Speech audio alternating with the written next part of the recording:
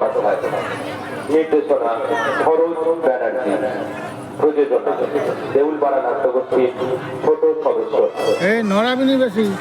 শুরু হচ্ছে নাটক বিধাতা পুরুষ।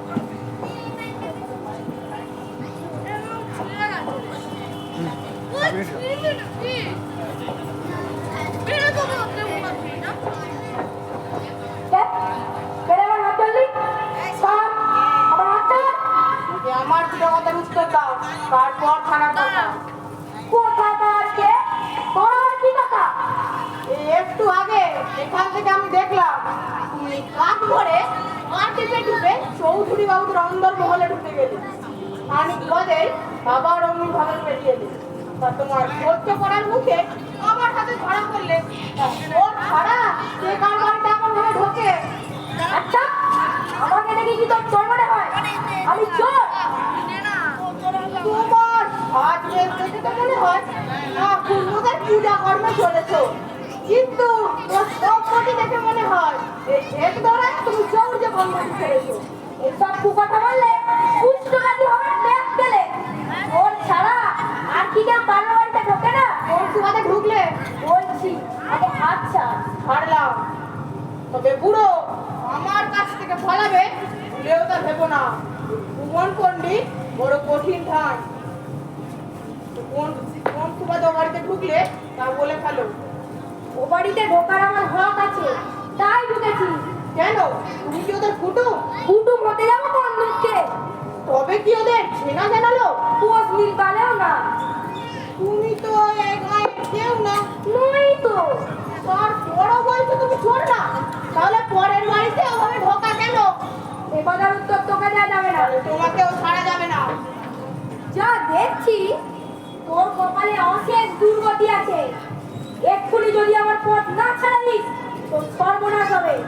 তুই আমাকে চিনিস না, রাখলে আমি চামুন্ডা, তুই পলকে শেষ হয়ে যাবি। আমাকে আর জিজ্ঞেস করবে আমার আছেটা কি?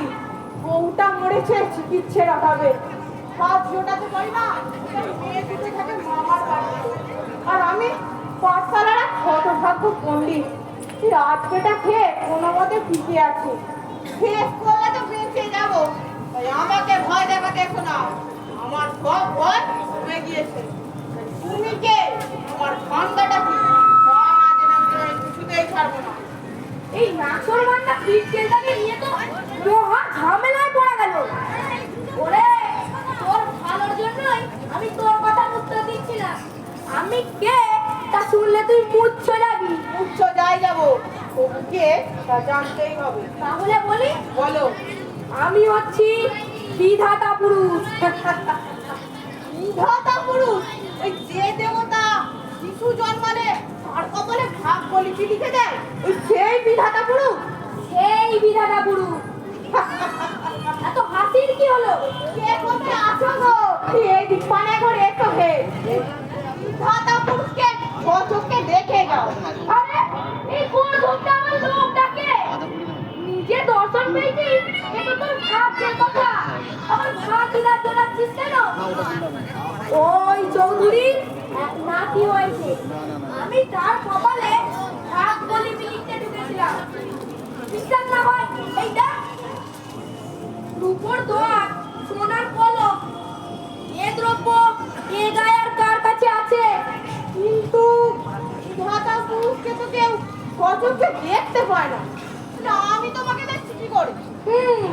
সেই কথা তো আমিও ভাবছি। এই তো বাড়িতে গেলাম, আমাকে কেউ দেখতে পায় না। হয় তুই আমাকে সামনে দেখছিস, নয় হঠাৎ করে দ্বীপ দৃষ্টি দেখছিস। ঠিক আছে, সব পরিষ্কার হলো তো? আমি কাজের মানুষ, আর কাজ না, চলি।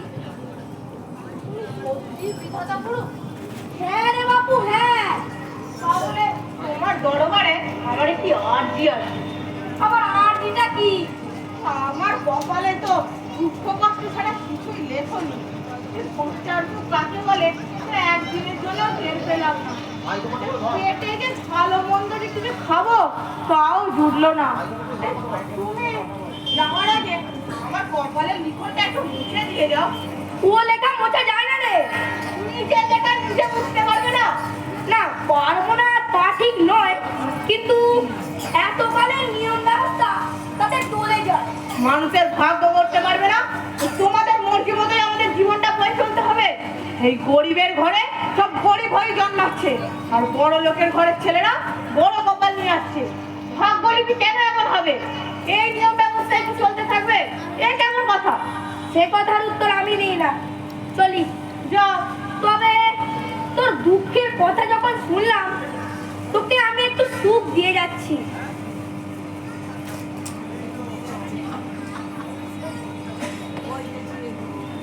আজকে তুই দেবভোগ্য ভোজ খেতে পাবি। একদিনের জন্য সুখের ব্যবস্থা আমি তোর করে দিলাম, কিন্তু তোর কপালে তো সুখ লেখা নেই, তাই ভোজ খাবি কিন্তু একটু বিঘ্ন ঘটবে। চলি। যাও। তবে তুমি বিধাতা পুরুষ না কোন খ্যাপা মানুষ তা ঠিক বুঝলাম না। এই ধন্দ রয়েই গেল। তোর ধন্দ কেটে গেল বলে। ওই নরাসিনী রে,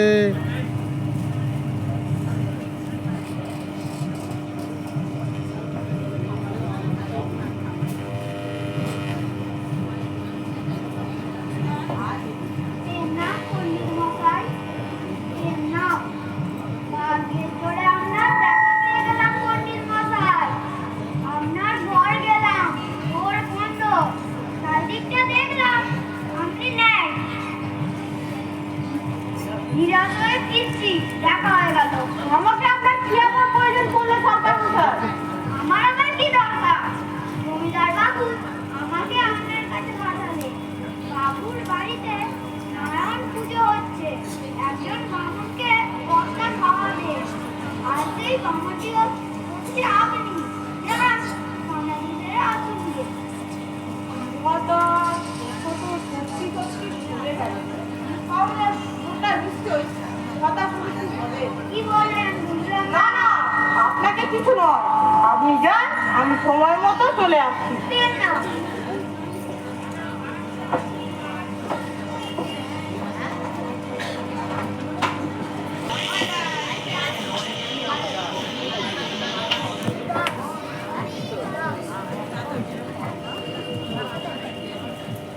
আরে কত বড় ভুলটাকে কি পরিবেশন করা চলে? পণ্ডিত মশাই পার্কে খালি হয়ে যাচ্ছে, কিছুই তো দেখছো না। কি লাগবে দেখো। এই তো দিতে গেলাম, তুমি না করলে। দেখলে তো নিজের চোখে, খালি দোষ ধরে। মা কর্তা মশাই, বাবাকে মা জননীর মতো আদর যত্ন করে থাকি। ওরা কি করে খেয়েছি। আজকে রান্না এটার স্বাদ দেখুন না, সবকটি বাটি কেমন চেটে বুঝে খেয়েছি। যেমন এই পাথরের বাটি অঙ্গই হাত দিতে চুমুক দিয়ে খেয়ে নেব। একটি ভাতও আর ফেলবো না। এই গুণাগুণের ডালটি আছে, ফেলে খেয়ে নেব।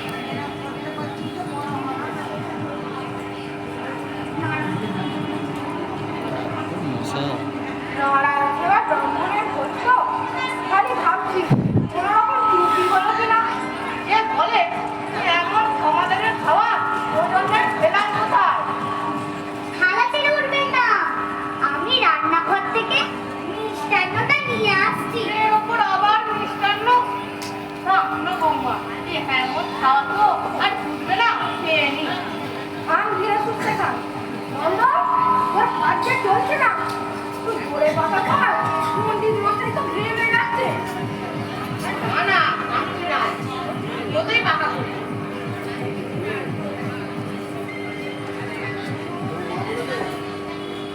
হে হে হে, আসতে একটু দেরি হলো।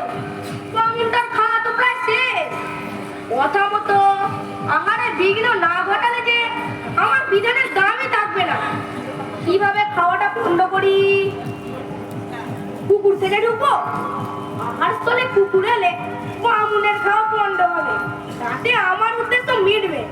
কিন্তু ওই কুকুরটাকে যে বেধরক লাঠি পেটা করবে, আমার বুড়ো বয়সের হার তাতে কি আর আস্ত থাকবে? এর চেয়ে ছোট্ট একটা ব্যাঙের রূপ ধরে ওর খাবারের বাটিতে লাফিয়ে পড়ি, বামুনের খাওয়া এতেই পণ্ড হবে। যাই, কমনি করে ফেলি। থালা কেমন পরিষ্কার করে ফেলছি। এবার কম্বলটি চুমুক দিয়ে খেয়ে নেবো। কম্বল আমার বড় প্রিয়। মুখে তুলবেন না, মুখে তুলবেন না, ও অমল খাওয়া যাবে না। কেন? ও অমল অখাদ্য হয়ে গেছে। কেন? কম্বলে কি হলো? দেখলাম যে একটা খুদে মতো ব্যাঙ লাফাতে লাফাতে এসে আপনার এই অম্বলের বাটিতে পড়লো। ধর, দেখি। কোথায়? ব্যাঙ তো নজরে আসছে না। আপনার বোধহয় ভ্রম হয়েছে কর্তামশাই। কিন্তু ব্যাঙটা আপনার অম্বলের বাটির থেকে লাফিয়েছে, সে ব্যাপারে আমি নিশ্চিত। কোনো ভ্রম হয়নি। ব্যাঙ আবার উঠে পড়ছে। আরে চিনি, খেয়েই নি। আরে সুন্দর হয়েছে অম্বল। কিন্তু মনে হচ্ছে আমি কিন্তু ঠিকই দেখেছি। খুব ভরা বাটি অম্বল তো, ব্যাঙটা হয়তো লাফাতে লাফাতে এসে আপনার ওই অম্বলের বাটিতে ঝাম মেরেছিল, তখন ওর নিচে চলে গেছে। আপনি ওপর ওপর দেখে আন্দাজ করতে পারেন। হ্যাঁ, আমারও খাওয়ার সময় গলায় যেন কিনে ঠেকছিল। ভাবলাম আমরা খুঁজি, লোক ছিল গো। আমরা খুঁজি না, ওটা ছিল আস্ত ব্যাঙ। কি বলছেন? তাহলে ব্রাহ্মণ হয়ে আমাকে এখন এক্ষুনি ত্যাগ করতে হয়, আর কিছু মুখে চলে যাবে না। আপনি মিষ্টান্ন মুখে না তুললে আমরা খাবো কি করে? আমি যে ব্রাহ্মণ হয়ে নিষিদ্ধ জিনিস ভক্ষণ করেছি মা, আমি একটি ব্যাংকে গিলে ফেলেছি। হ্যাঁ গো, এ তো সর্বনেশে কথা। ব্যাঙের মুখে গরল থাকে শুনেছি, এখন উপায়? আপনার কিছু নেই, আমি ব্যাগ দেখিনি। ওই কর্তামশাই বলেছে তার মানে একটা সংশয় আছে। তাহলে মিষ্টান্ন তো যেতেই পারে। ওই দেখি দেখি।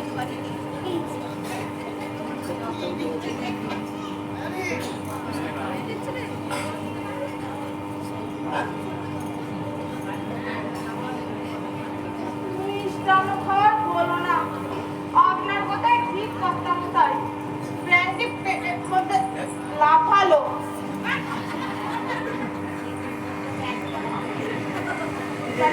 চলো আক্রমণ করে আসি।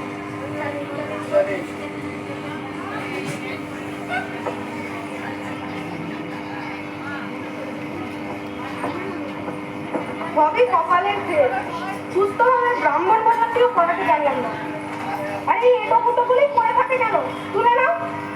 কবে মোদেরকে একটা খবর দিও, পেটে জ্যান্ত ব্যাঙ নিয়ে থাকো তো ঠিক নয়, বলা যায় না। যদি কোনো কিছু হয় তাহলে তো আমাদের উপরই দোষ পড়বে। হ্যাঁ হ্যাঁ, সবই আমার মাথায় আছে। এত বড় জমিদারি সামলাচ্ছি, আর ওই এক রত্তি একটা ব্যাঙের ব্যবস্থা করতে পারবো না? আজব পণ্ডিত মশাই, অবস্থাটা দেখে সব ঠিক করে নেওয়া যাবে। নন্দটা আবার এখন আসছে না। নন্দ, এই নন্দ, ন্যাটাটা গোবর জলে ভিজিয়ে খাবার জায়গাটা মিশিয়ে দিবি। আয় আমার সঙ্গে। নীল পণ্ডিত মশাই, এই এই ফ্ল্যাটে বসা করুন। এটা আপনার বসবার জায়গা। তো কি হয়েছে? ব্রাহ্মণ চিরকাল আমার মাথার ওপর। তারপর আপনি একজন অতি সজ্জন মানুষ। বসুন এখানে। ভাবছিলাম বাড়ি চলে যাবে।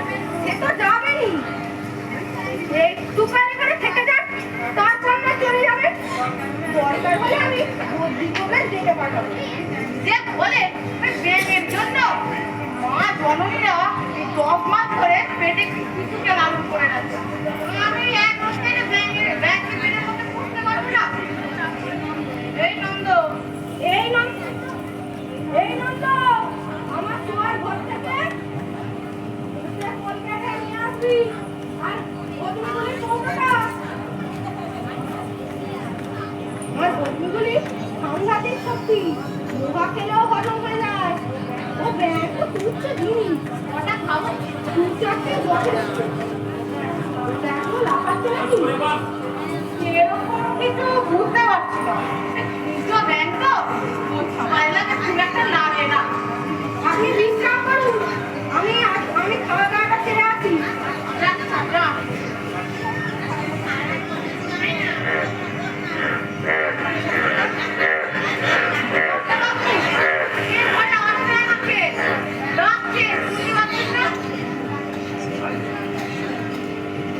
কি যে বলেন, ব্যাংক তো কই নজরে আসছে না। হ্যাঁ, ওর জামা পরে দেখেই চলেছে। পাচ্ছেন না? চিন্তায় আমার খবর বেকার হয়ে গেছে। খাওয়াটা সরিয়ে চোখটা দিয়ে শুয়ে পড়ুন। এগুলি চোখটা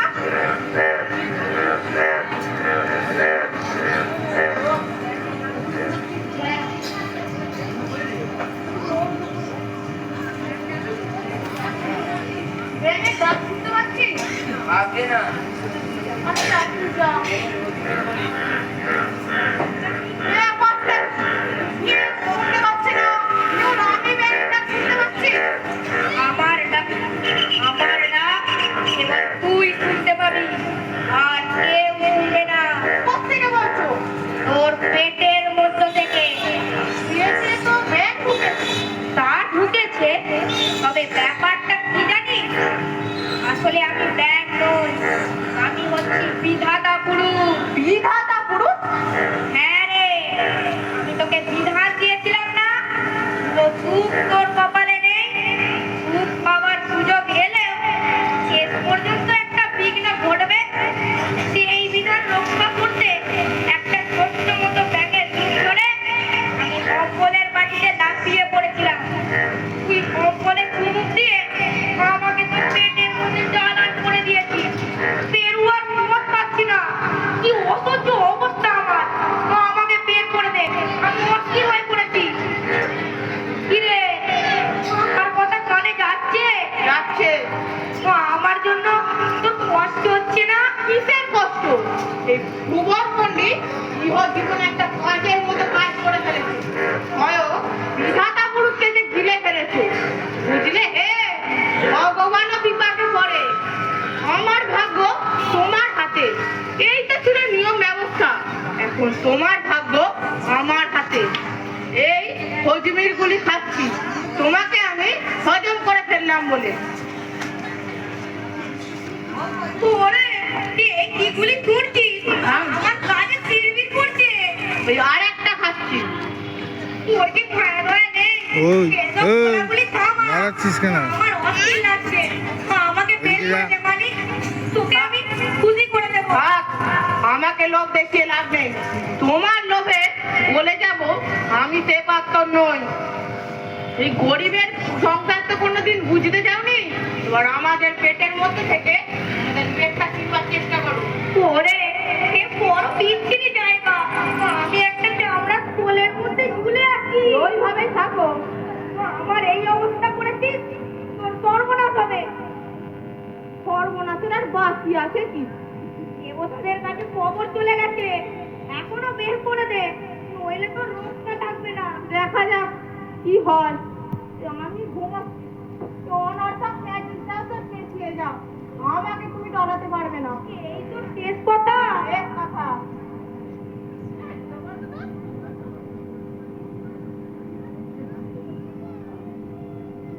এই কারেন্ট আছে, এইদিক সরায় যা।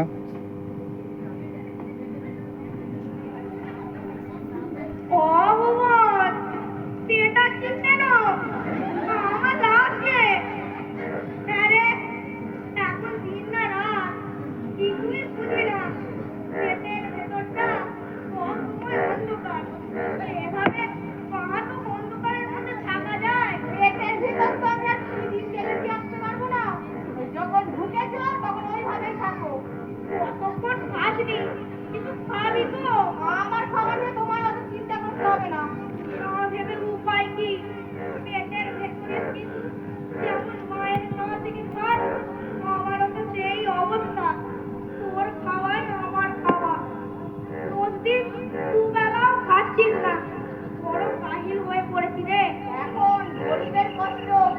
এই এই হচ্ছে তো ওইখানে গিয়ে বস। মনে যাচ্ছে না, মাথা ঝিমঝিম করছে, শরীর নেতিয়ে পড়ছে।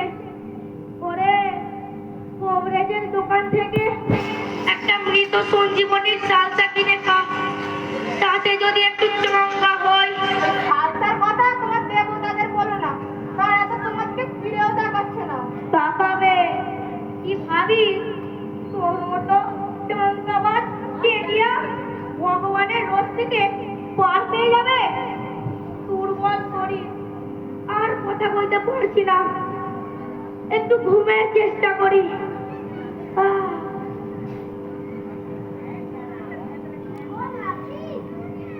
আসিস, তুমি কে গো?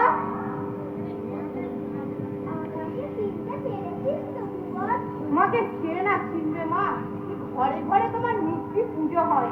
এসো, এই জলটা বসো। তা মা, তোমার বাহন নেশাটিকে দেখছি না যে?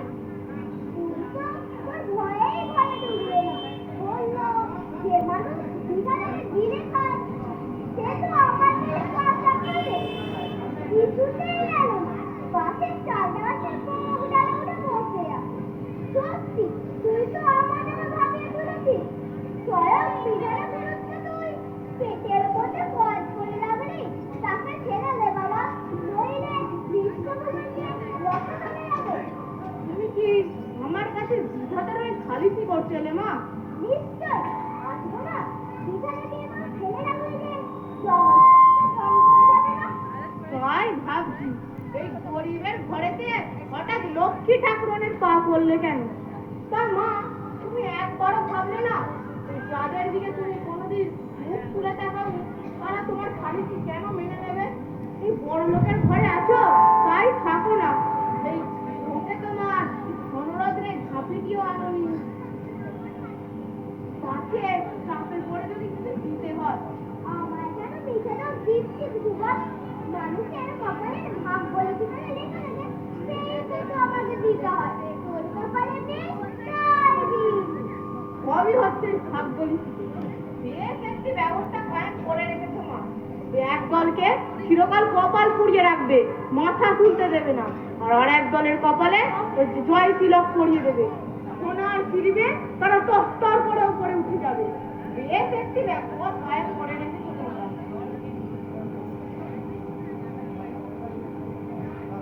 আমরা দুই বোন একসঙ্গে এসেছিলাম, তোদের বংশে বিদ্যা নেই বলে ঢুকিনি। কিন্তু তোর হার জ্বালানো কথা শুনে না ঢুকে পারলাম না।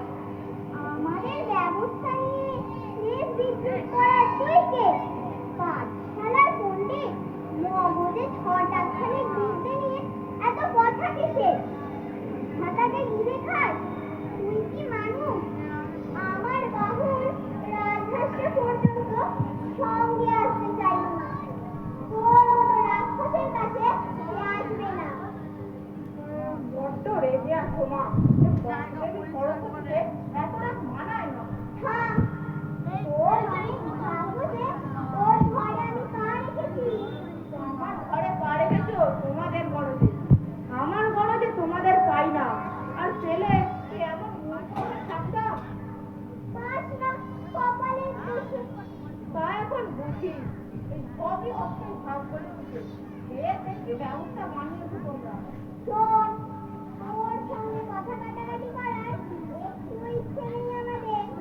সোজা সুজি বলছি, বিধাতাকে ছেড়ে দে। বিধানের বিরুদ্ধে বয়স করে রেখেছো, ভালোই ভালো এক্ষুনি এসে ছেড়ে দাও, নইলে যেগুলো তোমার রক্ষা থাকবে না। তীব্র আমার কি করবে? শক্ত করে ফেলবে? তাহলে আমার পেটের ব্যাংকটি কি হবে?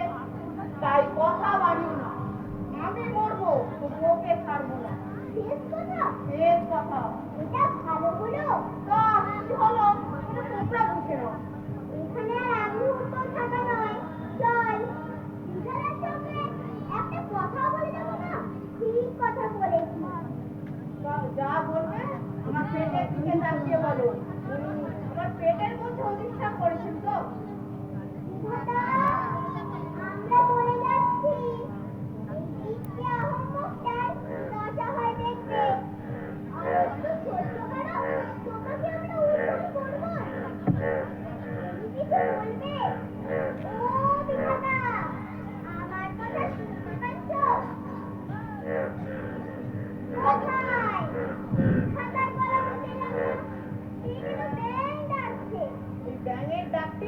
বিধাতার গলা থেকে আসছে।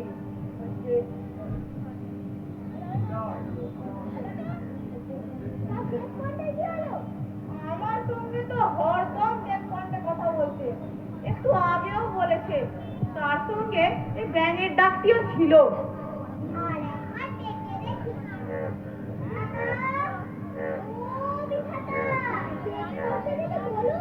বিধাতা, নিজের বলে কিছু বলছেন না কেন? সর্বনাশ হয়েছে, বোধ করে দম ফুরিয়ে গেছে। সে তো আমিও জানি, দাঁড়াও ব্যাপারটা বুঝে দেখি। বিধাতা, ও বিধাতা, এই তো এইবার লাফিয়েছে, তার মানে দম আছে, একটু নিস্তেজ হয়ে পড়েছে। বিধাতা, খুব কাহিল লাগছে।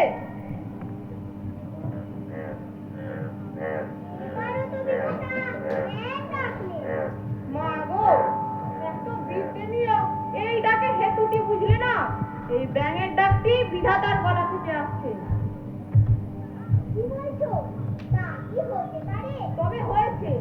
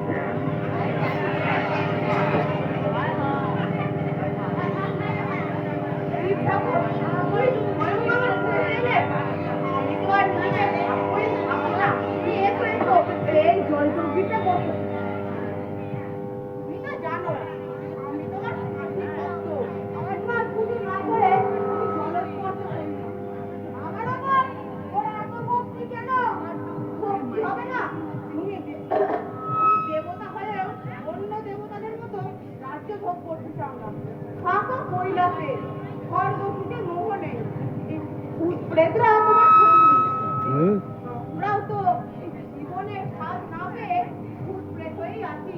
তুমি আমাদের মতো গরিবদের অভয় দেখো। তবে আমি যা তোকে বলবো তুই তা শুনবি। নিশ্চয়, পছন্দ না হলেও আমি জানি তুমি কারণ অহিত চাও না। আমার অহিতের জন্য তুমি এখানে আসো। বল, বিধাতা পুরুষকে নিয়ে এ পর্যন্ত যা যা হয়েছে তা আমার কিছুই অজানা নয়। বিধাতা পুরুষের উপর তোর খুব ক্রোধ, তাই তো? বিধাতা পুরুষের ভাগ্য লিখনটা আমি ঠিক মানতে পারিনি।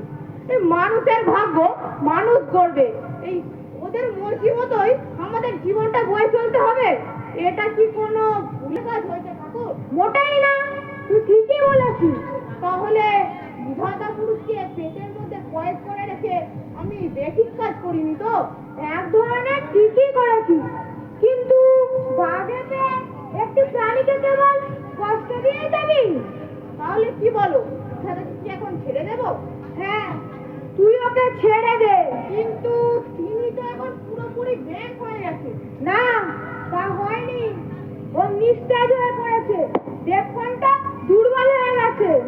তাহলে তুমি যখন বলছো ছেড়েই দিলাম, কিন্তু তোমার ভক্ত জিততে চেয়েও হেরে গেল, এটা তোমার পছন্দ হবে ঠাকুর? তুই হারবি কেন? ওকে ছেড়ে দিয়েও তুই জিতে যাবি, এমন কোন শর্ত দে। ওরা আমার শর্ত মেনে নেবে? আমি মানলে ওরা মানবে, ওদের সঙ্গে আমি এই চুক্তিতে এখানে এসেছি। তোর তেমন কোনো শর্ত আছে? হ্যাঁ, শর্ত আছে, শর্ত আছে। ভাগ্য বদলাবার যদি জোর তৈরি করতে পারি, তাহলে আমাদের মতো এই গরিব মানুষেরা বিধাতার লিখন মুছে দিতে পারবে। এই আমার চিরকালের ভাবনা, এটাই আমার শর্ত। কোথায় আসছু? এবার আমার এই ত্রিশূলটা নে। এবার ওম শিবম মন্ত্রটি তিনবার উচ্চারিত হয়। ওম শিবম, ওম শিবম, ওম শিবম। শেষ হলো নাটক।